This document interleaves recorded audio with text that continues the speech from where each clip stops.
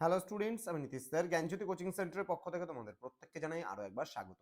তো স্টুডেন্টস, আজকে আমি তোমাদের সঙ্গে আলোচনা করব এনইপি 4 ইয়ার আন্ডার গ্র্যাজুয়েট প্রোগ্রামের অধীনস্থ যে সমস্ত ছাত্রছাত্রীরা যারা নর্থ বেঙ্গল ইউনিভার্সিটি আন্ডারে বিভিন্ন কলেজগুলোতে পড়াশোনা করছো ফার্স্ট সেমিস্টারে মেজর বাংলা নিয়ে, তাদের জন্য আজকে মেজর পেপার 2 বাংলা সাজেশন 2025-এর যে লাস্ট মিনিট সাজেশন রয়েছে সেটা নিয়ে আলোচনা করব। 2025-এর ছাত্রছাত্রীরা কিন্তু পরীক্ষা দিচ্ছ তোমরা 2026-এ, তাদের জন্য কিন্তু আজকের এই সাজেশনটি ভীষণ ভীষণ গুরুত্বপূর্ণ। কারণ আজকে আমি পার্ট 2 ভিডিও নিয়ে আলোচনা করব, যেখানে মোস্ট ইম্পর্টেন্ট তোমাদের সঙ্গে 6 মার্কসের প্রশ্নগুলো নিয়ে আলোচনা করব। যারা এখনো আমাদের চ্যানেলটিকে সাবস্ক্রাইব করোনি তারা অবশ্যই চ্যানেলটিকে সাবস্ক্রাইব করে পাশে থাকা বেল আইকন অল প্রেস করে দেবে, যাতে নেক্সট টাইম থেকে কোনো ভিডিও আপলোড করলে তার নোটিফিকেশন তুমি সবার আগে পেতে পারো। এছাড়া বন্ধুদের সঙ্গে ভিডিওটি শেয়ার করে দেবে।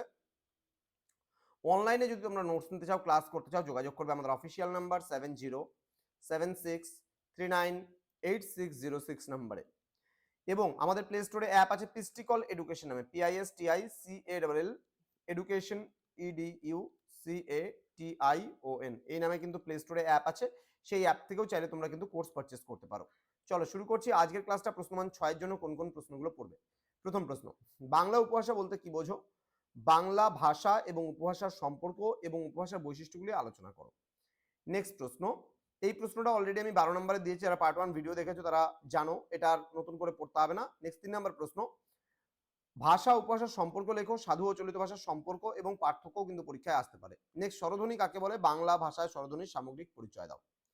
উচ্চারণ স্থান ও উচ্চারণ প্রকৃতি অনুযায়ী বাংলা ভাষায় উচ্চারিত স্বরধ্বনিগুলির পরিচয় দাও। ভেরি ভেরি ইম্পর্টেন্ট কোশ্চেন, ভালো করে পড়বে।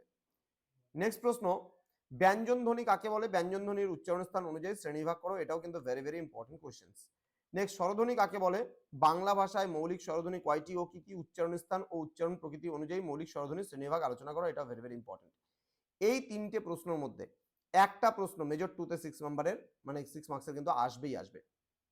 নেক্সট, মৌলিক স্বরধ্বনি কাকে বলে? বাংলা ভাষায় মৌলিক স্বরধ্বনিগুলি উল্লেখ করো। জিহ্বার অবস্থান অনুযায়ী মৌলিক স্বরধ্বনির শ্রেণীবিভাগ করো, পড়ে নেবে। স্বরসংগতি কাকে বলে? স্বরসংগতি কয় প্রকার ও কি কি? উদাহরণ দাও। Very very important. নেক্সট, সমীভবন কাকে বলে? সমীভবন কয় প্রকার ও কি কি? আলোচনা করো। এটাও ভেরি ভেরি ইম্পর্টেন্ট। সরলোপ বা সম্প্রকর্ষ কি? তার শ্রেণীবিভাগ করো। এটাও কিন্তু ভালো করে পড়বে। এই তিনটে প্রশ্নের মধ্যে আশা করছি একটা প্রশ্ন আসতে পারে। পরবর্তী প্রশ্ন, পৃথিবীর বৃহত্তম ভাষা বংশ কোনটি? তার পরিচয় দাও। এটা আমি 12তে অলরেডি দিয়েছি, ইন্দো ইউরোপীয় ভাষা বংশ। সেখান থেকে আমি বলেছিলাম 6 নম্বরের পড়তে, ভালো করে পড়ে নেবে। গোত্র বংশ অনুযায়ী ইন্দো ইউরোপীয় ভাষা বংশের বিভাজন করো। হালকার উপর দেখতে পারো ইন্দো ইউরোপীয় ভাষাগোষ্ঠীর শাখার নাম এবং বিস্তারিত আলোচনা। এটা ভালো করে পড়বা।